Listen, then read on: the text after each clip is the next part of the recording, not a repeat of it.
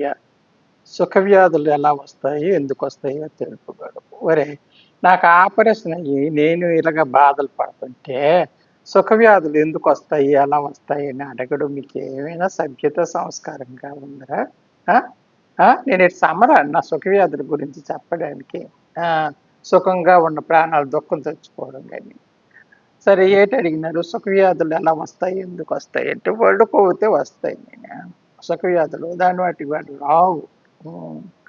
మీరు చేసిన పనులు బట్టి ఆ సుఖ వ్యాధులు అనేవి వస్తాయి.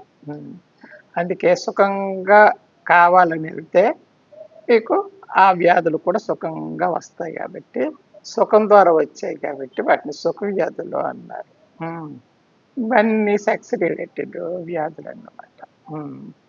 మీకు తెలుసు కదా, మొడల దగ్గరికి గండల దగ్గరికి వెళ్తే వాళ్ళ దగ్గర ఏమైనా వైరస్ గట్టా ఉన్నాయనుకోండి, అలాంటప్పుడు మీకు ఆ వ్యాధులన్నీ వస్తాయి.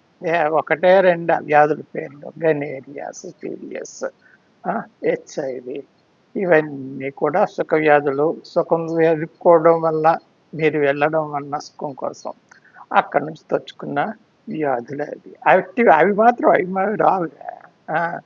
ఇల్లు కోవిడ్ వచ్చినట్టుగా మీరు ఎక్కడో దాగుంటే అది వచ్చి అంటుకోవడం అంటూ ఉండదు.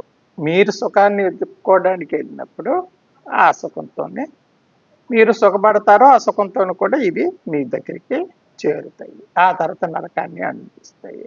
నరకాన్ని అనుభవించిన, కష్టాన్ని అనుభవించిన ముందు సుఖాన్ని పొందారు కాబట్టి దానికి సుఖం ద్వారా వచ్చాయి కాబట్టి సుఖ వ్యాధులను పెట్టారు పేరు అని నేను అనుకుంటున్నాను. ఇప్పుడు నీకు ఎందుకు ఆలోచన వచ్చింది సుఖ వ్యాధుల గురించి నాకు అర్థం కావటం లేదు. సరే, ఏదైతే సుఖ వ్యాధులు మీ మట్టుగా దాని మట్టుగా రావు. మీరు ఎక్కడికైనా వెళ్ళి తెచ్చుకుంటేనే వస్తాయి.